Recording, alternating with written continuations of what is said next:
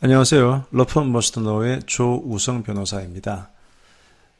자, 오늘은 제가 예전에 했던 그 형사사건의 변호에 대한 말씀을 한번 드려볼게요. 형사건 변호는 참 어려워요. 어렵고 감정적인 그 소모도 크고 말이죠. 또 결과가 잘못되면은 인신 구속이나 이런 문제도 발생하니까 말입니다. 그래서 이 모든 것들을 다 고려해야 한다는 점에서 저는 이 가히 종합예술이다 이런 표현을 쓰는데요. 제가 실제 했던 사건의 경험을 통해서 이게 왜 종합예술인지 한번 설명을 드려볼게요. 이름은 다 가명입니다. 자, 최희중 씨. 그는 제가 이제 변호사 생활을 하다가 우연히 누구 소개로 법률 상담을 하다가 알게 된 사람인데요. 저보다 2살 정도 어려서 언제부턴가 이제 형, 동생 하는 사이가 됐죠. 예전에 그는 꽤 큰 사업을 했다고 하는데 부도가 나고 가정은 가정대로 풍비박산된 후에 조그만 원룸 오피스텔에서 혼자 생활하고 있었죠. 근데 그 희중 씨는 약 2년간의 집거 생활을 끝내고 새로운 비즈니스를 시작하겠다는 뜻을 밝혔습니다. 저로서도 반가운 일이었죠. 뭐 지나가 버린 시간 속에 그에게 어떤 사연이 있었는지 제가 정확히는 알 수는 없지만 젊은 사람이 계속 오피스텔에만 처박혀 있는 것은 결코 바람직한 일은 아니죠. 그리고 새롭게 시작하려는 아이템도 되게 괜찮아서 내심 기대가 되었습니다. 지금으로부터 한 7, 8년 전 얘기이긴 합니다. 자, 겨울 추위가 맹위를 떨치기 시작한 1월 중순의 어느 날 오후 사무실에서 제가 일을 하고 있는데 휴대폰이 울렸어요. 그 친구예요. 형님, 희중입니다. 저 지금 강남경찰서에 체포되어 와 있습니다. 제가, 체포? 왜? 뭔 일인데? 형님, 저 그동안 제가 말씀 못 드렸었는데 사실 저 고소당해가지고 기소 중지 중이었습니다. 그러다가 오늘 우연히 불신검문에 걸려서 이렇게 잡혔습니다. 이런 얘기를 하는 거예요. 누군가로부터 고소를 당했는데 고소당한 사람의 종적을 감춰버리면 일단 그 형사사건은 보류 처리가 되어서 검찰청에서 보관하게 되는데요. 하지만 사건이 이제 끝나는 건 아니고 언제든 다시 사건을 시작할 수 있기 때문에 임시로 사건 처리를 중단한다는 의미에서 기소 중지 처분을 내리게 되고요. 잠적한 피의자, 즉 고소당한 사람에 대해서는 지명수배를 하게 됩니다. 이제 비정기적으로 경찰은 일제히 불신검문, 이렇게 길에서 갑자기 이렇게 신분증 같은 거 보자 이런 거 있죠. 불신검문을 하는데 이런 불신검문 하면서 이제 기소 중지돼 가지고 지명 수배된 피의자를 적발하게 되고 적발이 된 피의자는 일단 이제 경찰서 유치장에 구금이 되죠. 저는 이제 강남경찰서로 갔어요. 근데 그 최희중이라는 친구는 당황했다기보다는 그동안 저를 속였다는 미안함에 고개를 들지 못하더군요. 죄송하다고 그래서 괜찮아. 내가 변호사인데 뭔지 한번 사정을 말해 보시게. 그러니까 그 희중이라는 친구는 몇 년 전에 사업이 부도가 나면서 여러 투자자들에게 빚을 지게 됐는데 최희중에게 이제 2억 원의 돈을 투자했던 채권자 한 명이 최희중을 상대로 사기죄로 형사 고소했고 그래서 이제 최희중은 그 이후로 세상과 인연을 끊고 잠적해 버린 겁니다. 솔직히 다른 투자자분들은 제가 그 사업을 위해 얼마나 노력했는지 잘 알기 때문에 이해해 줬는데요. 근데 유독 그 방 사장 그분은 마지막까지 저를 괴롭히셨습니다. 물론 사업을 제대로 못한 제가 가장 큰 죄인이지만요.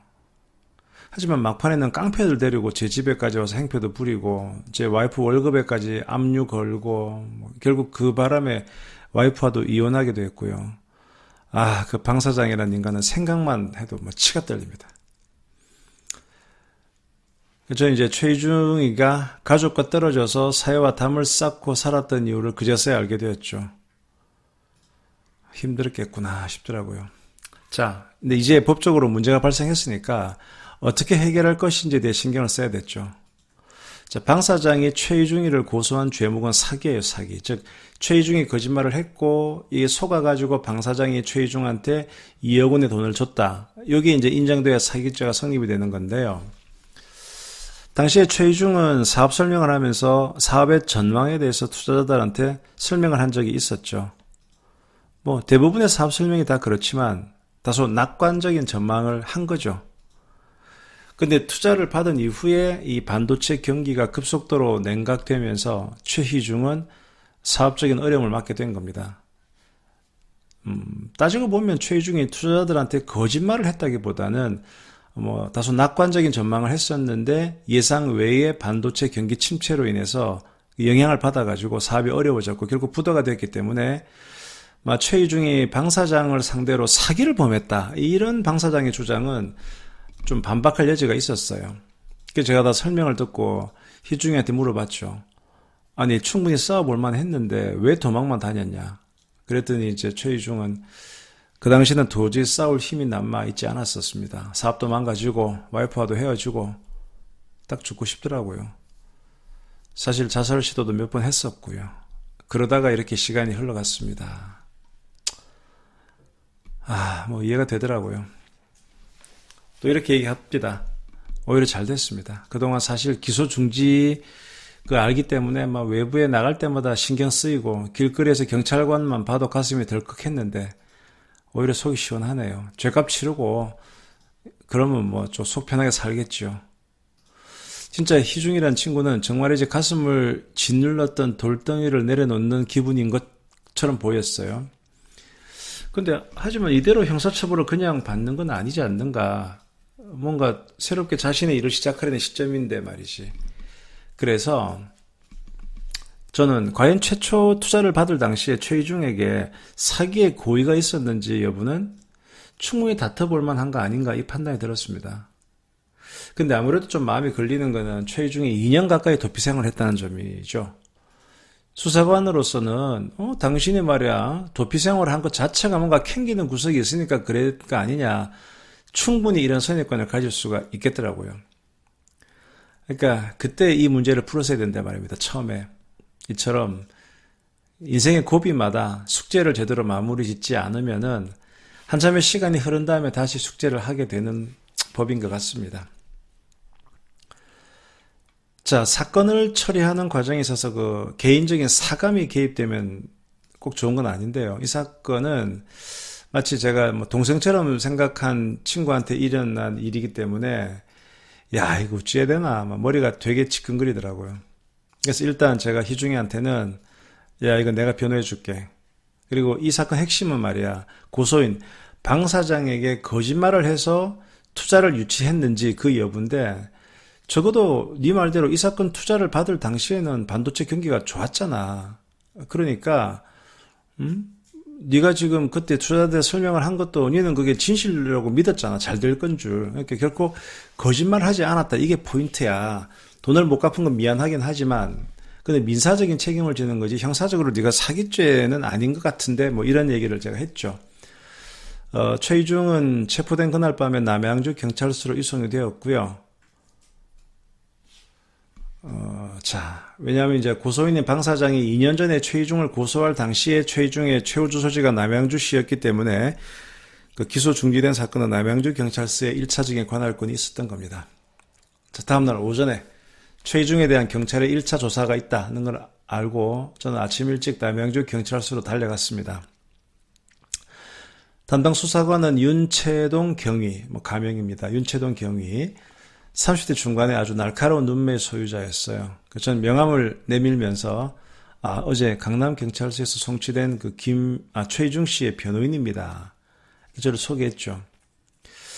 그래서 이제 윤경위는 제 명함을 읽고 보더니만은 알겠습니다. 그 수사 시작할 텐데 입회하실랍니까? 라고 덤덤하게 물어보더라고요. 그 입회라는 게 뭡니까? 그 수사할 때 같이 옆에 앉아 있겠냐라는 거죠.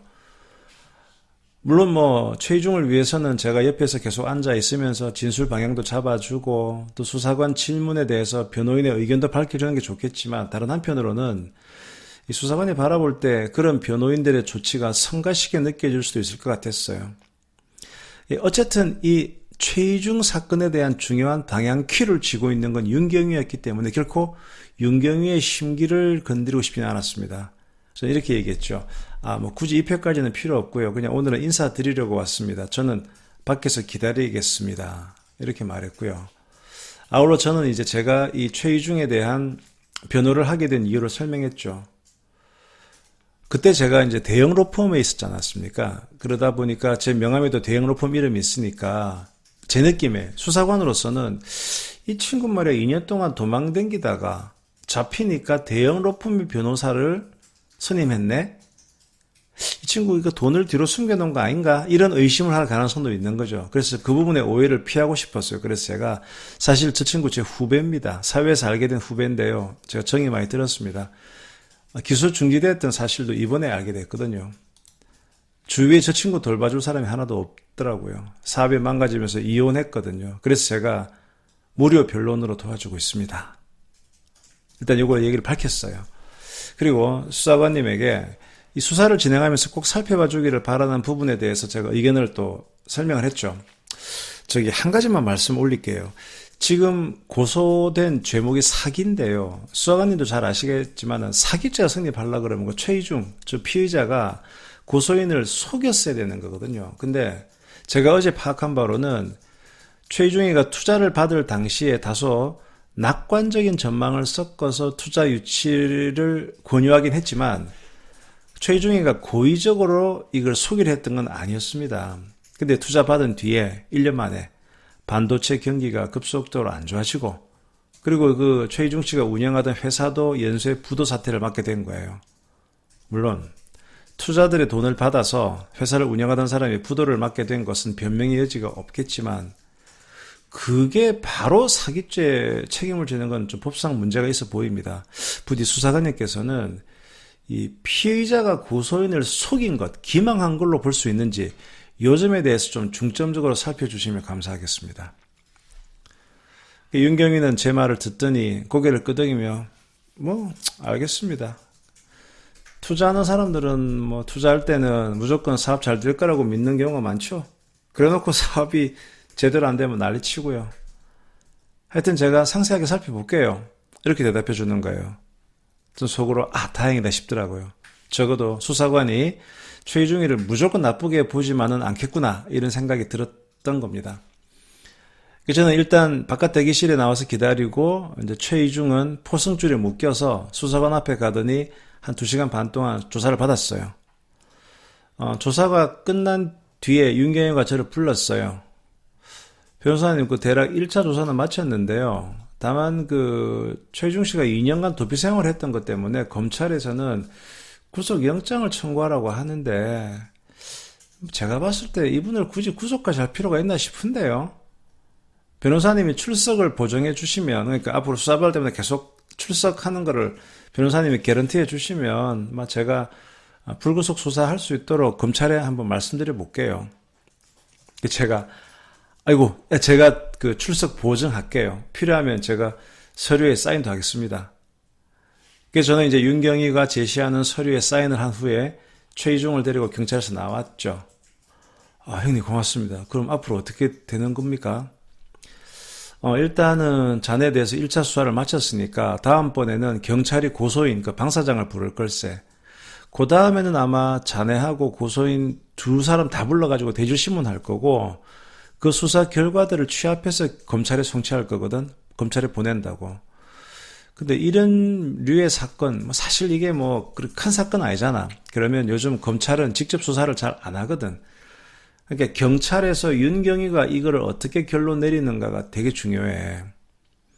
보통 경찰에서 검찰로 사건을 넘길 때 의견을 이렇게 달아서 보내거든. 죄가 있다고 생각하면 기소 의견으로 보내고 죄가 없다고 생각하면 불기소 의견으로 보내거든. 지금 우리로서는 윤경위가 이 사건을 불기소 의견으로 보내는 게 고래 만드는 게 최선의 방법이야. 전 참 윤경위가 고맙더라고요. 변호인의 말에 귀를 기울여 준 점도 고맙고 그리고 최이중에 대해서 불구속 처리해 준 점도 고맙고 이 고마움을 어떤 식으로든 표현을 하고 싶은 거예요. 근데 변호인이 수사 중인 사건의 수사관한테 고마움을 어떻게 표시합니까? 술을 사들고 갈 수 있는 것도 아니고, 이거 자면 되지. 고민하다가, 제 고등학교 동기 중에 이제 경찰대학 나와가지고, 경찰청 간부로 있는 친구가 있어가지고 전화를 걸어 물어봤어요. 친구야, 뭐 이런 일이 있는데 가장 부담 없이 그 사람도 부담 안 되게 내가 수사관한테 좀 고마움을 표시할 수 있는 그런 방법이 뭐 없나? 그랬더니 그 친구는 어, 그 수사관 경찰서 그 홈페이지 있잖아. 그 자유 게시판에 글 하나 올려주라. 그거 아무래도 수사관한테 좀 좋거든. 일의 방법을 알려주는 거예요. 아, 그거? 아, 그건 내가 얼마든지 할 수 있지. 다만 이제 제가 좀 머리를 썼죠. 지금 수사가 진행 중인 사건인데 마치 그 이 사건 좀 잘 봐주세요. 이런 아부성으로 글을 쓰는 건 좀 피해야 될 것 같고. 그러니까 그 아주 애매한 선을 지키면서 고마움의 표시를 하는 게 만만치 않은 일일 것 같은데, 그 제가 이제 뭐 평생 처음 그 남양주 경찰서 홈페이지에 접속해서 저희 게시판 들어가 봤죠. 상당히 많은 글들이 올라와 있었는데요. 근데 그 글의 대부분이 완전 비판적인 수사관의 수사 태도나 경찰 행정에 대한 비판의 글이 대부분이었어요. 비판? 비난 대부분이었어요. 뭐 땡땡땡 수사관이 수사를 편파적으로 진행했다. 또 뭐 왜 신호등 관리 제대로 안 하냐. 또 뭐 범죄 신고한 지가 언젠데 출동을 그래 늦게 하느냐. 욕이 많더라고요. 일단 저는 좀 생각을 가다듬고 홈페이지 자유 게시판에 이렇게 글을 썼어요. 제가 쓴 글을 한번 읽어드릴게요. 저는 모 법무법인의 변호사입니다. 최근 지인이 기소 중지 중에 체포돼서 남양주 경찰서에 수사를 받게 되어서 제가 변호인으로서 경찰서를 방문해서 수사관 경제2팀 윤모경위 님을 만나게 되었습니다. 아무래도 수사기관에 계신 분들을 만나다 보면 다소 강압적이고 때로는 의도적으로 변호인들에게 불친절하게 하시는 경우가 있는데, 윤경희님은 시종일관 차분한 태도로 제 의견을 경청해 주셔서 깜짝 놀랐습니다. 덕분에 저는 편안한 분위기에서 제 의뢰인에 대한 구두 변론을 잘할 수 있었습니다. 아울러 윤경희님이 1차 수사가 끝난 뒤에 불구속 수사를 검찰에 건의한다고 하셨을 때 다시 한번 놀랐습니다. 헌법이나 관련 법률에 따르면 불구속 수사가 원칙이라고는 하지만 실제 수사기관에서는 이 원칙이 지켜지지 않는 경우가 많았습니다. 그런데 윤경희님은 여러 가지 사정을 감안해서 불구속 수사 원칙을 실천하는 것을 발견하게 되었습니다. 제가 변호하는 이 사건이 어떤 처분이 내려질지는 아직은 알 수 없습니다. 하지만 수사 결과 못지않게 수사 과정 역시 대단히 중요하다고 생각합니다. 윤경희님처럼 수사 과정에서 적법 절차, due process of law를 준수하는 분으로부터 수사를 받게 되는 사람이라면 그 결과가 어떻든 승복할 수는 있으리라 생각됩니다. 변호인도 이러할진데 일반인들로서는 경찰서에 간다는 것 자체가 대단히 부담스러운 일입니다. 그런 분들을 위해서 경찰서에 계신 분들이 윤경희님처럼 차분하면서도 공정한 입장에서 적법 절차를 지키는 수사를 해주신다면 큰 도움이 될 것 같습니다. 조우성 변호사 드림. 자, 그로부터 2주쯤 뒤에 윤경희로부터 전화 연락이 왔어요. 고소연하고 대질신문을 해야 되니까 최중을 데리고 경찰서로 나와달라는 거였어요. 예상했던 수순이죠. 제가 알았다고 답을 하고 전화를 끊으려 했는데 윤경희가 이렇게 말을 이었어요. 조 변호사님 고맙습니다. 저희 경찰서 인터넷에 올려주신 내용을 감찰 부서에서 보고 저한테 칭찬하던데요. 제가 특별히 한 것도 없는데 그러셔가지고 참. 제가 이랬죠. 제가 이거 괜히 번거롭게 해드린 건 아니지. 근데 저로서는 진짜 고마워서 그랬습니다. 그럼 내일 최중시대로 가겠습니다. 자, 고소인과의 대면도 중요합니다. 아무리 수사관이 우리에게 호의적이라고 하더라도 고소인이 끝까지 피의자의 처벌을 원한다면 수사관으로서도 선택의 폭이 좁아지는 건 사실이거든요. 최희중을 데리고 남양주 경찰서로 가는 차 안이었는데 최희중은 2년 만에 고소인인 방 사장을 만난다는 사실에 상당히 좀 신경이 예민해져 있더라고요. 왜냐, 방 사장이 지독하게 구는 바람에 이혼하고 자신은 또 세상과 담을 쌓고 살 수밖에 없다는 생각 때문에 원망이 컸죠. 저는 최희정한테 설명했습니다. 지금 자네 방 사장하고 대립각 세워서는 안 돼. 응? 방 사장이 계속 자네한테 억하심정 갖도록 하면 결코 자네는 좋은 결과 얻을 수 없어. 그리고 제가 이제 사마천 사기 얘기를 예전에 많이 했었는데요. 그거 한 토막을 들려줬죠. 그 사마천 사기에 나오는 그 대장군 한신의 과하지옥 떠올려 보게. 그 과하지옥이나 깡패 가랭이 사이를 기어나간 한신 얘기거든요. 야, 큰 뜻을 품은 한신이었기 때문에 동네 불량배가 싸움을 걸어와도 굴욕을 참으면서까지 그 불량배 다리 가랭이 사이로 지나가지 않았냐. 큰 뜻을 품었다면 작은 굴욕점은 견뎌내야 해. 이제 새로운 비즈니스를 제기해야 하는데 말이야. 예전에 악연들하고는 이별, 부드러운 이별해야 되네. 그러기 위해서는 고소연한테 미안한 마음을 가지고 고개 숙여서 사과해야 되네.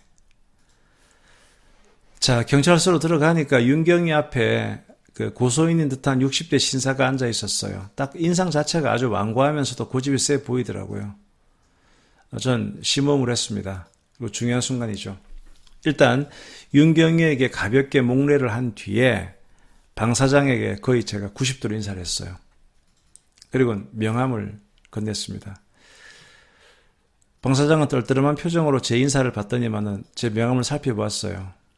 저는 그랬죠. 처음 뵙겠습니다. 그 최희정 씨 변호인인 조우승 변호사입니다. 제가 이 사건을 맡아서 진행하고 있는데 방 사장님 되시죠?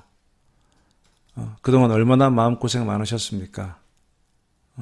뭐하나 최 사장 얼른 인사드리지 않고 이제 제가 최희중이를 막 떠밀었죠.